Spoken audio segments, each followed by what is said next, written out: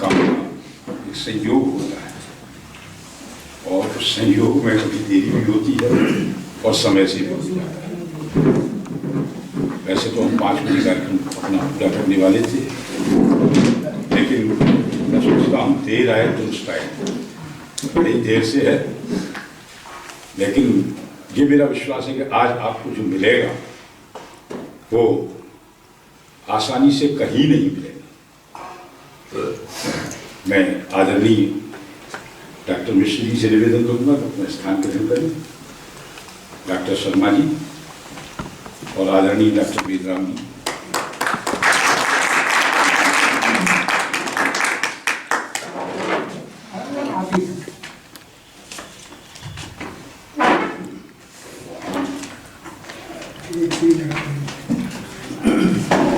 आज हमारे इस कार्यक्रम में जो हस्तियां हैं वो किसी के परिचय की मोहताज नहीं है, फिर भी मैं संक्षेप में बताता हूँ। डॉक्टर मिश्रा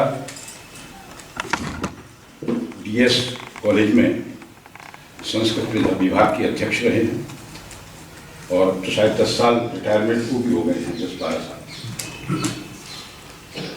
आज के हमारे अध्यक्ष doctor Shri Vedram Sharma ji dean of education faculty Agra university के रहे हैं, और डॉक्टर सत्यप्रकाश शर्मा अलीगढ़ विश्वविद्यालय में संस्कृत विभाग के प्रोफेसर अध्यक्ष हैं आज।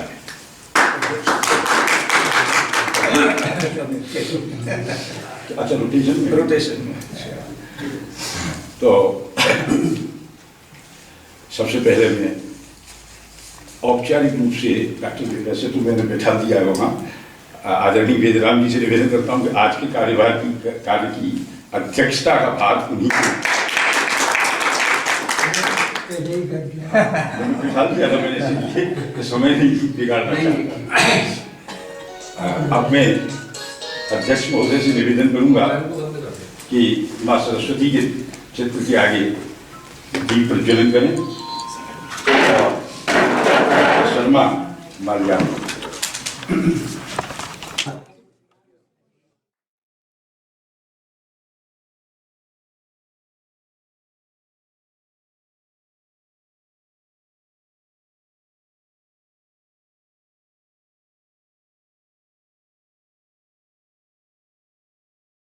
ये संस्था सन 2004 में रजिस्ट्रेशन हुआ था और ये एक ट्रस्ट है, इसी नाम से ट्रस्ट है, पंडित बैजनाथ शर्मा प्राच्य विद्या शोध संस्थान, इसी नाम से ये ट्रस्ट है। ट्रस्ट में 4 में रजिस्ट्रेशन हुआ था, 5 में ट्रस्ट ने अपनी 15 बीघे जमीन खरीद ली है इसको बनाने के लिए। संभवतः अक्टूबर में कार्य शुरू हो जाएगा, क्योंकि कुछ तकनीकी अड़चनें आती रही, जिसकी वजह से काम तो शुरू हो गया था बनने का, 2005 में ही शुरू हो गया था, लेकिन 2 कमरे बन पाए, वो भी पूरे नहीं हैं, ऐसे अधूरे अधूरे हैं, और वो काम रोकना पड़ा। अब वो सब समस्याएं हमारी सुलझ चुकी हैं। एक तो फॉर्मेलिटीज़ सरकारी कार्यों की रह गई, वो पूरी होते ही संभवतः अक्टूबर में पुनः निर्माण शुरू होगा। इस संस्थान में इस समय हमारे पास यहाँ 3000 पुस्तकें हैं और उसका लाभ लगभग 20 लोग उठा रहे हैं। कुछ लोग ऐसे हैं जो नियमित आते हैं यहाँ, जो बैठ करके केवल लाइब्रेरी में ही अध्ययन करते हैं। हाँ, और 30 लोग हमारे यहाँ एनरोल्ड हैं विद्यार्थी के रूप में। 2 कक्षाएं हमारे यहाँ चलती हैं सायंकाल में, ज्योतिष पर 1 घंटे की कक्षा चलती है और 1 घंटे की कक्षा यही वेद पर चलती है। वेद पर? हाँ, ज्योतिष की कक्षाएं डॉक्टर देवेश शर्मा वृंदावन से यहाँ प्रतिदिन आकर के पढ़ाते हैं, और वेद की कक्षाएं आचार्य शोभित शर्मा पढ़ाते हैं, और ये सब वॉलंटियरली होता है। यहाँ किसी प्रकार की कोई फीस नहीं है किसी से। आगे भी इस संस्थान को चलाने का जो हमारा प्रोग्राम है, आवासीय इसको बनाएंगे हम, फ्री लॉजिंग, फूडिंग और फ्री शिक्षा, ये तीनों चीज़ें हम उपलब्ध कराएंगे। वो इसलिए कि आजकल भारतीय शिक्षाओं को, भारतीय विद्याओं को सीखने के लिए लोग सहज प्रेरित नहीं होते, क्योंकि वो देखते हैं कि ऐसी विद्या सीखें अर्थकरी हो जिससे जल्दी से हम पैसा बना सकें। इसलिए ये सारी सुविधाएं हम उन लोगों को देंगे।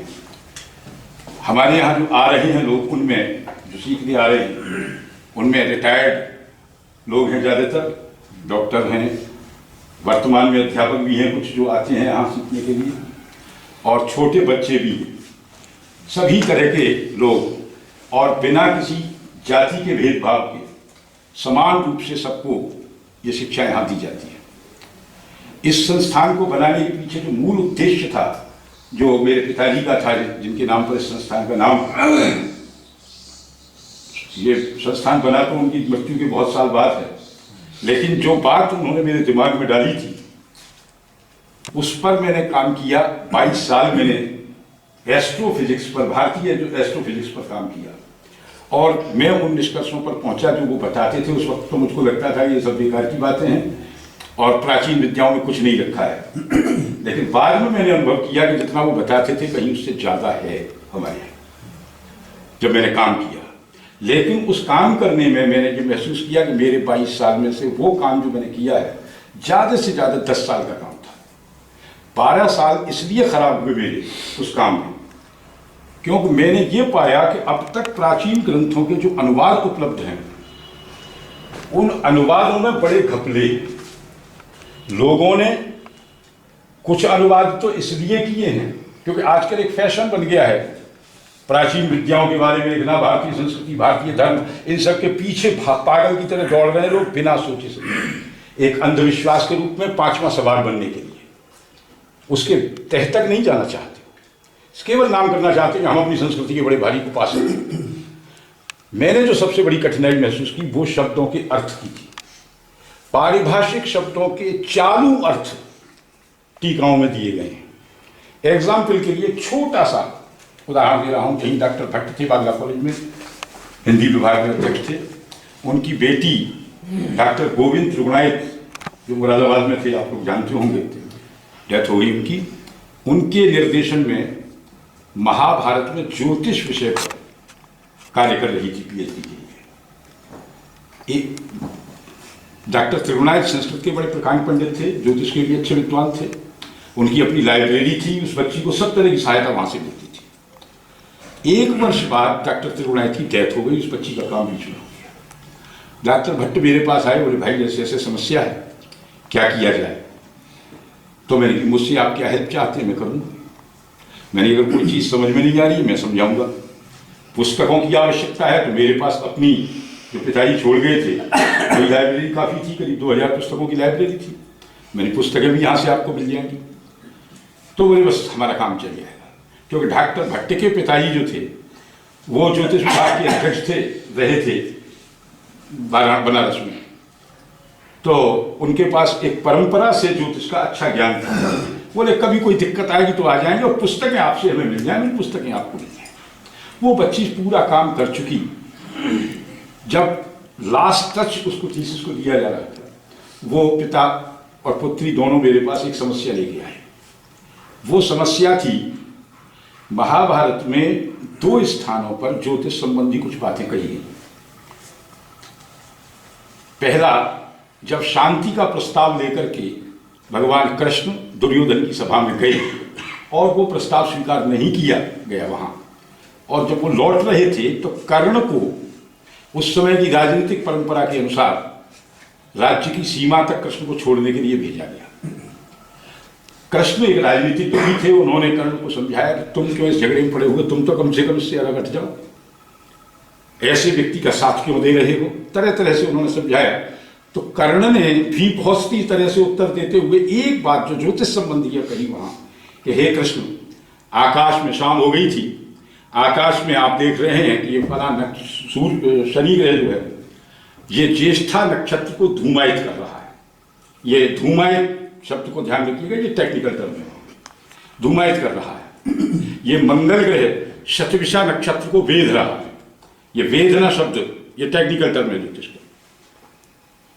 इस तरह के कुछ और भी शब्द थे और सारे ग्रहों के बारे में था कि ये स्थिति है। और हे कृष्ण, आप जानते हैं कि इसका परिणाम महाविनाश है, मैं भी इसमें नहीं बचूंगा, ये आप भी जानते हैं, मैं भी जानता हूं। तो जब विनाश ही होना है तो मैं अपने मित्र की मित्रता क्यों छोड़ूं। ये कर्ण ने उत्तर दिया। तो उस समय ग्रहों की स्थितियां वहां कर्ण के द्वारा बताई। कृष्ण वहां से ये कहकर के चल दिए कि 15 दिन बाद अमावस के दिन युद्ध के मैदान में अब भेंट हुई। 15 दिन बाद युद्ध प्रारंभ हुआ। युद्ध प्रारंभ होने से कुछ देर पूर्व धृतराष्ट्र के पास महर्षि व्यास पहुंचे और व्यास जी ने धृतराष्ट्र से कहा कि तुम तो अंधे हो, देख नहीं सकते, लेकिन देखो ये शनि ग्रह श्रवण नक्षत्र को वेध रहा है। तन दूसरा है, यहां नक्षत्र का नाम दूसरा है। वहां था ज्येष्ठ, उसको धूमायित कर रहा है, यहां था वेध रहा है। इसी तरह से मंगल ग्रह के बारे में सारी ग्रह स्थिति उन्होंने बताई और कहा कि यह महाविनाश होने जा रहा है। धृतराष्ट्र तू चाहे तो अपने कर्म से इस विनाश को रोक सकता है। धृतराष्ट्र ने भी नहीं माना, जैसे कर्ण ने नहीं मानी थी। बहरहाल उनकी समस्या ये थी मेरे सामने कि ये दो जगह जो 15 दिन के डिफरेंस से ग्रहों की स्थितियां लिखी हैं, किसी भी तरह से इतना बड़ा अंतर नहीं आ सकता ग्रह की स्थितियों 15 दिन में। कारण क्या था? टीकाकार ने धूमायित का भी अर्थ ये किया था कि ग्रह उस नक्षत्र में है, ज्वलित का भी यही अर्थ किया था कि ग्रह उस नक्षत्र में है। जब सबका अर्थ उस नक्षत्र में है लगाया गया दोनों जगह, तो इतनी जल्दी वो 15 दिन में कोई ग्रह दूसरे नक्षत्र में नहीं जा सकता है। अकेले शनि को ले लें, 15 वर्ष में शनि 180 अंश चलता है और उसके हिसाब से जो अर्थ था वो 15 दिन में 180 अंश चला दिया था। वो समस्या लेके आए कि साहब ये क्या गड़बड़ है। तो मैंने आप क्या सोचते हैं, तो उनके दो विचार मेरे सामने आए। एक विचार उन्होंने रखा कि हो सकता है व्यास जी ज्योतिष नहीं जानते हो, कवि थे, ऐसा ही काल्पनिक रूप से उन्होंने लिख दिया हो। तो मैंने कहा ये बात मेरी समझ में नहीं आती, क्योंकि महर्षि व्यास महर्षि पराशर के बेटे थे और पराशर ज्योतिष के पूर्वधाम में मिले जाते हैं। आज भी कोई भी फलित ज्योतिष सीखेगा तो बृहद पाराशरी हो रहा नहीं पड़ेगी। आज भी उस ग्रंथ का महत्व है। मैंने कि ज्योतिषी का बेटा, इतने बड़े ज्योतिषी का बेटा ज्योतिष की सामान्य ज्ञान न रखता हो, ये बात गले नहीं उतरती। तो उन्होंने फिर एक बात कही कि हो सकता है कि एक अंश इसमें से कोई सा प्रक्षिप्त बाद में जोड़ा गया, किसी और ने बाद में जोड़ दिया हो इसमें ना। ये बात कुछ मुझे भी लगी कि हो सकता है, लेकिन मुझे लगा कि नहीं, इस पर फिर विचार करना चाहिए। मैंने कहा ओरिजिनल टेक्स्ट दो। पहले तो मैंने कहा मैंने कौन सी आप टीका देख रहे हैं, वो गीता प्रेस की। मैंने आप पारडी की टीका देखी, श्रीपाद दामोदर साहब ने देखी। उन्होंने कहा उसमें भी सेम यही ट्रांसलेशन, उन्होंने वो भी मुझे लाके दिखा दी, दोनों दिखा दी। तो मेरे मन में हुआ कि एक बार ओरिजिनल श्लोकों को पढ़ूंगा टीका के। जब ओरिजिनल श्लोक पढ़े तो उसमें जो शब्द थे वो धूमायित, ज्वलित, जैसे ही शब्द आए मुझको ध्यान आ गया, क्योंकि ज्योतिष तो मैं जानता था, इन शब्दों से परिचित था।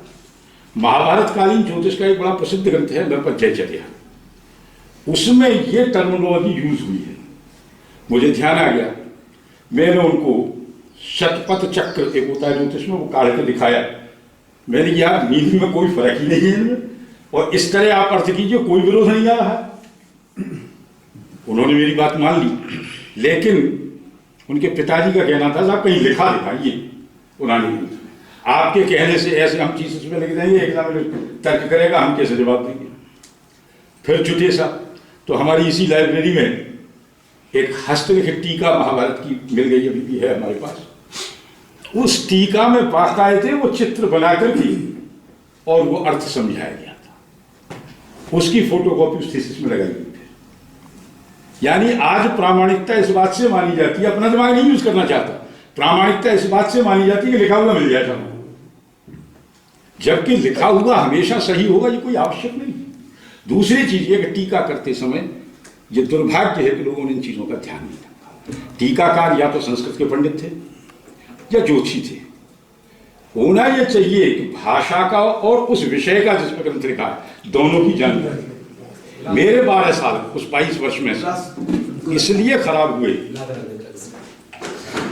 इसलिए 12 साल खराब हुए कि उन टर्मिनोलॉजी को खोलने में मुझको 12 साल लग गए।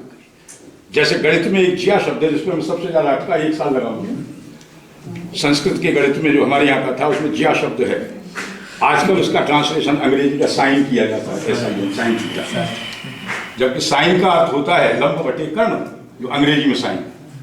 और हमारे यहाँ ज्या का जो अर्थ निकला बाद में 1 साल मगज खपी करने के बाद, और बड़ी सीधी सी बात निकल करके आई, वो था कॉर्ड, यानी जीवा, जो व्यक्ति की जीवा होती है वो उसका। ऐसे अर्थों ने इतना दुखी किया, तब मुझे लगा कि अगर कोई आदमी काम करना भी चाहता है तो कैसे काम करेगा अगर शब्दों के अर्थ ही उसको सही नहीं मिलेंगे।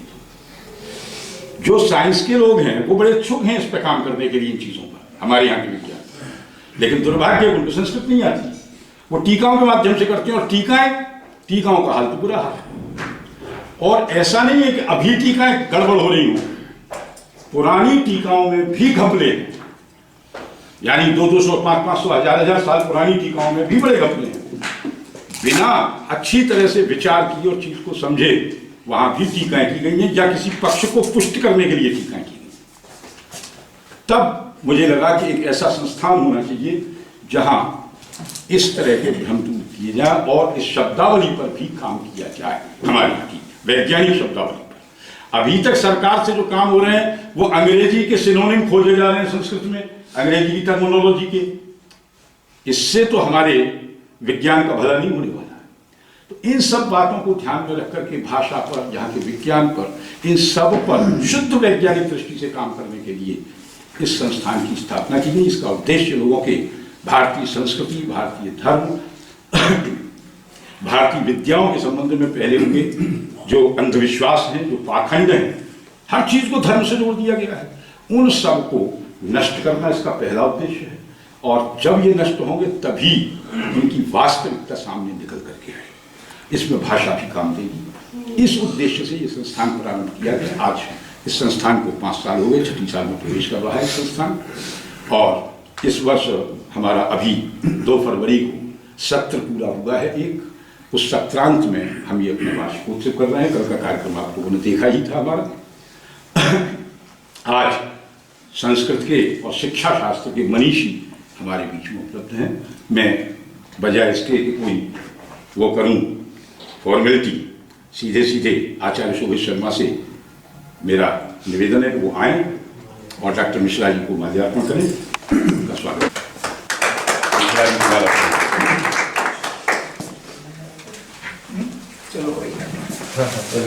श्री राम गोपाल दालवाले हमारे संस्थान के उपाध्यक्ष हैं ट्रस्ट के, वो प्रतीक चिन्ह अध्यक्ष जी को भेंट करें। मदन मोहन दालवाले हमारे संस्थान के सचिव हैं, प्रतीक चिन्ह मिश्रा जी को भेंट करें।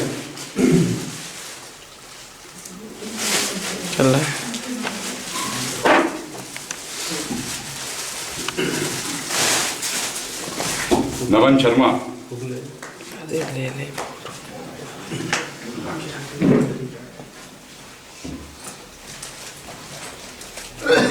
भेंट करें डॉक्टर शर्मा को। विनोद कुमार हींगवाले